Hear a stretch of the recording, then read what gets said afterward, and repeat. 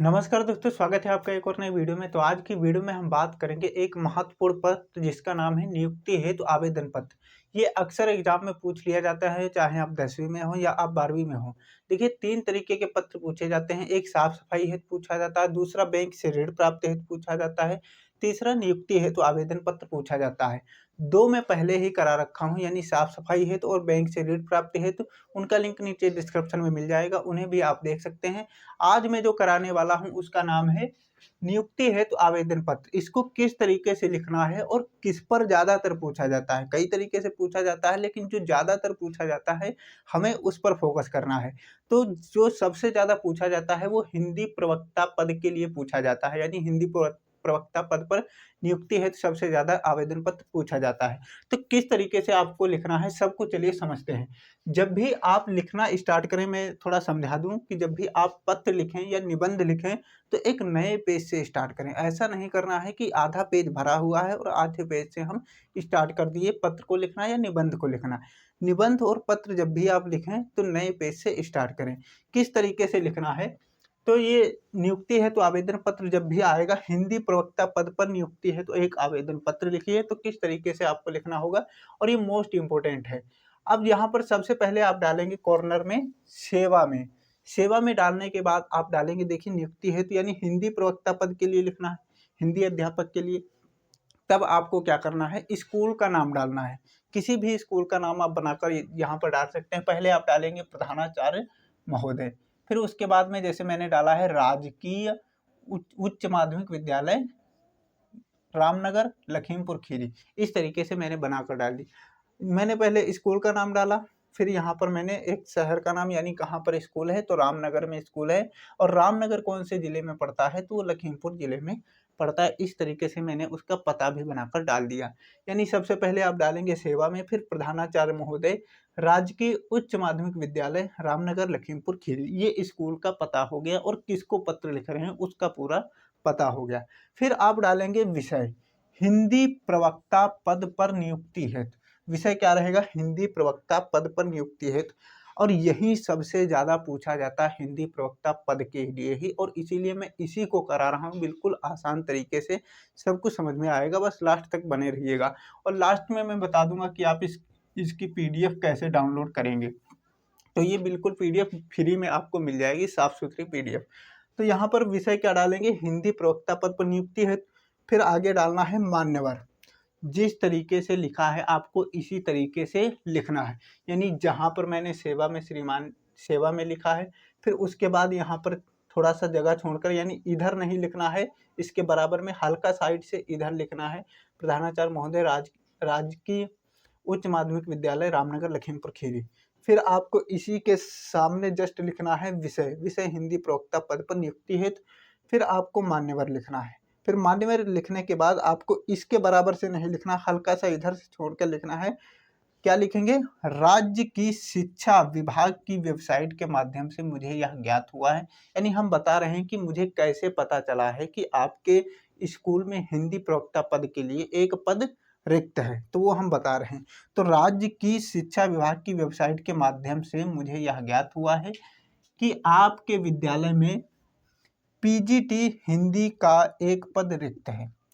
मुझे कैसे ज्ञात हुआ, कि राज्य की जो शिक्षा विभाग की वेबसाइट है उसके माध्यम से मुझे ज्ञात हुआ है कि आपके विद्यालय में पीजीटी हिंदी का एक पद रिक्त है, जिसके लिए मेरी अर्हता अनुकूल है। जिसके लिए मैं जो मेरी अर्हता है वो अनुकूल है, यानी मैं हिंदी प्रवक्ता पद के लिए योग्य हूँ।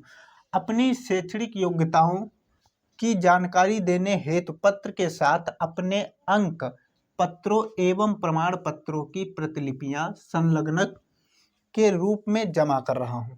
यानी अब हम यहाँ बता रहे हैं कि जो हिंदी प्रवक्ता पद के लिए, यानी पीजीटी हिंदी का एक जो पद रिक्त है, उसके लिए मेरी जो अर्हता है वो अनुकूल है, या मैं इसके लिए योग्य हूँ। अपनी शैक्षणिक योग्यताओं की जानकारी देने हेतु पत्र के साथ, यानी ये जो मैं पत्र लिख रहा हूँ इसी के साथ अपने अंक पत्रों एवं प्रमाण पत्रों की प्रतिलिपियां संलग्नक के रूप में जमा कर रहा हूँ। यहाँ तक आपको एज इट इज लिखना है, कोई चेंज नहीं करना है।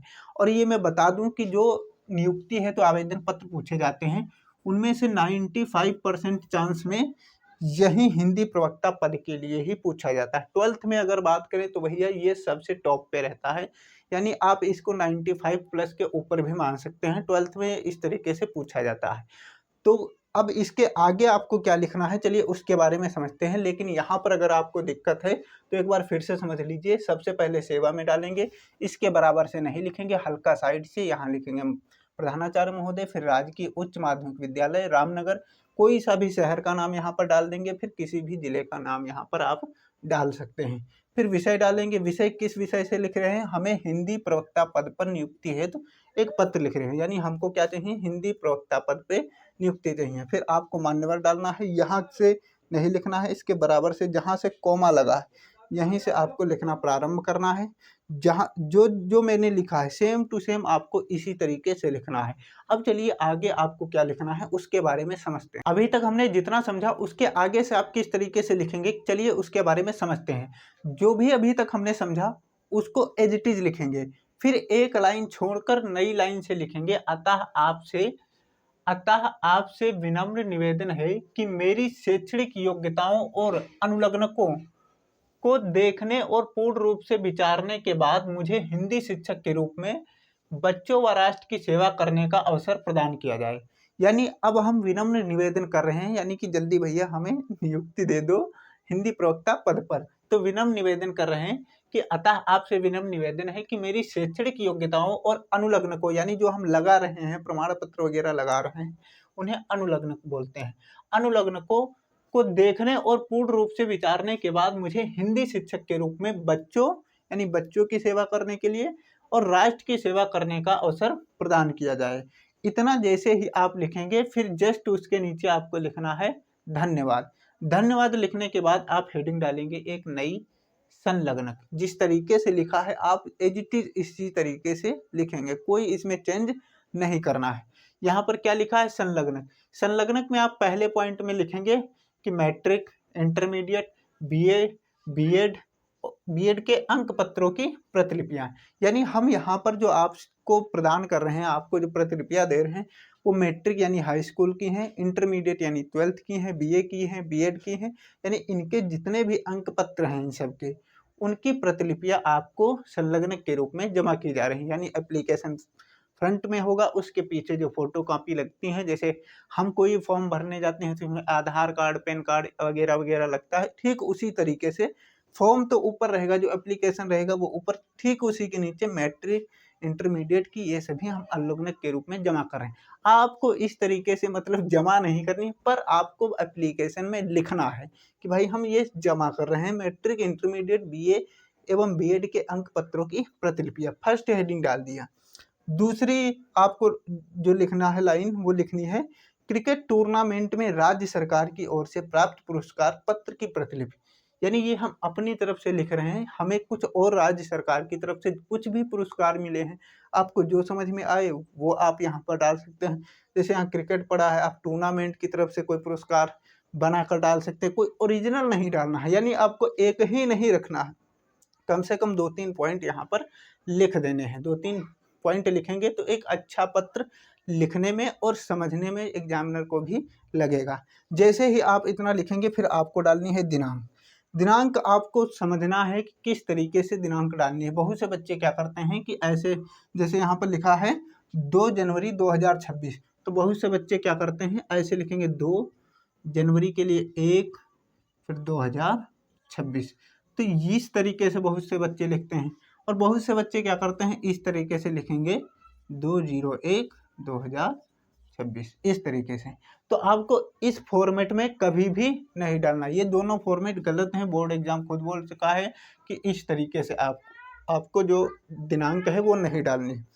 दिनांक आपको किस तरीके से डालनी है, तो जैसे हमने डाला 2, फिर जनवरी जो मंथ का नेम है उसे या तो हिंदी में डालो या तो इंग्लिश में।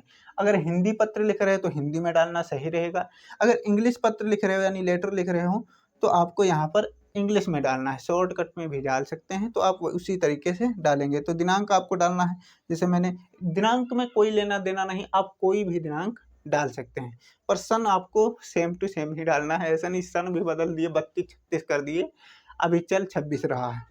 तो 2 जनवरी 2026 इस तरीके से आप दिनांक डालेंगे। फिर आपको जस्ट नीचे ये जो लाइनें हैं इसी के जस्ट नीचे आपको दाईं साइड में लिखना है भवदीय और फिर काखागा। काखागा की जगह पर आप किसी का भी नाम डाल सकते हैं, पर अपना नाम मत डालिएगा, ये सही रहेगा। फिर आपको डालना है पता। पता आप किस तरीके डालेंगे? पता आपको जैसे हमने अभी जब हम पत्र लिख रहे थे प्रधानाचार्य को, तो हमने लिखा था कि राजकीय उच्च माध्यमिक विद्यालय रामनगर लखीमपुर खीरी। तो लखीमपुर खीरी जिला आपको सेम टू सेम डालना है। फिर आप शहर का नाम जैसे हम यहाँ पर मान लीजिए डाल दे रहे हैं, हो सकता है आपको नीचे ना दिखे पर समझने का प्रयास करिए। मैं जैसे शहर का नाम डाल देता हूँ कि रामपुर, ये डाल दिया। फिर आपको डाल देना है लखीमपुर खीरी। जो जिला आपने शुरुआत में डाला था वही जिला आप सेम टू सेम यहाँ भी डाल देंगे।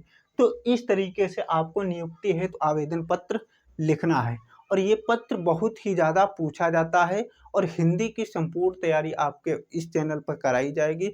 आपको मैं थोड़ा सा समझा दूं कि आपको इस चैनल पर क्या क्या मिलने वाला है। बहुत से बच्चे कन्फ्यूजन में रहते हैं और अभी भटकने का टाइम नहीं है। देखिए बहुत से बच्चे क्या करते हैं, सोचते हैं आज नहीं कल पढ़ लेंगे, कल नहीं परसों पढ़ लेंगे। तो इस तरीके से जो करता है तो उसके आज नहीं कल नंबर आएंगे, परसों नंबर आएंगे, इसी तरीके से उसके नंबर भी आएंगे। तो जिस हिसाब से जो पढ़ेगा उसी तरीके से उसके अंक आने वाले हैं। तो इस चैनल पर आपको फ्री में पीडीएफ्स प्रोवाइड कराई जाएंगी। फ्री पीडीएफ्स मिलेंगी, संपूर्ण पीडीएफ फिजिक्स, केमिस्ट्री और हिंदी, इंग्लिश, इन सभी सब्जेक्ट की, बायोलॉजी की तैयार की जा रही हैं, उनको भी जल्द ही आपको प्रोवाइड कराई जाएंगी। यानी जैसे ही हम कोई भी टॉपिक पढ़ेंगे उस टॉपिक की पीडीएफ आपको टेलीग्राम पर प्रोवाइड कर दी जाएगी। तुरंत जैसे वीडियो आप देखेंगे तुरंत आप पीडीएफ डाउनलोड कर सकते हैं। तो फ्री पीडीएफ मिलेगी और साथ में ही आपके लिए मॉक टेस्ट। इस बार हमने एक नई चीज़ ऐड की है, मॉक टेस्ट, यानी आप फ्री में MCQs का मॉक टेस्ट दे सकते हैं, बिल्कुल रियल तरीके से। टाइमर लगा होगा, आपके पास क्वेश्चन रहेंगे, आपको टाइम के अंदर ही क्वेश्चन अटेंड करने हैं। तो फ्री में आपको मॉक टेस्ट भी देखने को मिलेगा। अभी अगर देना चाहते हैं तो लिंक नीचे डिस्क्रिप्शन में है, वहाँ से मॉक टेस्ट दे सकते हैं। और पीडीएफ डाउनलोड करने के लिए टेलीग्राम का लिंक है। तो जो ये पीडीएफ प्रोवाइड कराऊंगा वो टेलीग्राम पर ही आपको मिलेगी, तो टेलीग्राम में भी ज्वाइन हो जाइए। वहाँ से आपको टेलीग्राम से संपूर्ण जानकारी और साथ में पीडीएफ मिलती रहेंगी। अगर आप हमारे चैनल पर नए हैं तो चैनल को सब्सक्राइब कर लीजिए। मिलते हैं नए वीडियो में, तब तक के लिए जय हिंद। और एक बात ध्यानपूर्वक समझिए, अगर आप चैनल के साथ जुड़े रहते हैं तो बोर्ड एग्जाम तक आपका साथ नहीं छोड़ने वाला हूँ।